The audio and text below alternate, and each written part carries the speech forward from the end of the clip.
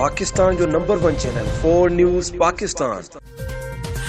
अस्सलाम वालेकुम नाज़रीन, आवां शफीक रिंद अवानी सी रहा 4 न्यूज़ पाकिस्तान। लाड़काने लगी गोठ आकिल जी रवासन बेवा औरत तरफा बास डेर जी मुबैना ज़्यादतियुनि खिलाफ़ लाड़कानो प्रेस क्लब अॻियां एहतिजाजी मुज़ाहिरो कयो वियो। उन मौक़े ते एहतिजाज कंदड़ औरत मुस्मात बल्कीस ख़ातून सामटियो सहाफ़ी नाडो दाणी जी चयो त 7 साल अॻु मुंहिंजो मुड़ुसु डॉक्टर सफदर सामटियो फोत थी वियो हो, जंहिंजे फोत थियण खां पोइ मुंहिंजे ॾेर सिकंदर सामटियो मूंखां कागज़नि ते सयूं वठी मुंहिंजे मरहूम मुड़ुसु जा 9 लख रुपया कटाए हड़प करण जी कोशिशि कई।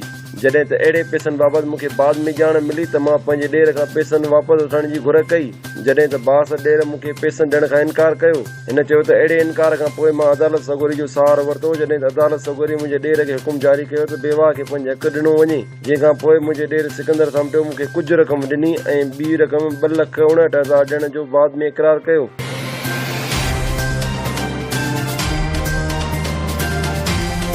वधीक न्यूज़ अपडेट लाइ ॾिसंदा रहंदा 4 न्यूज़ पाकिस्तान।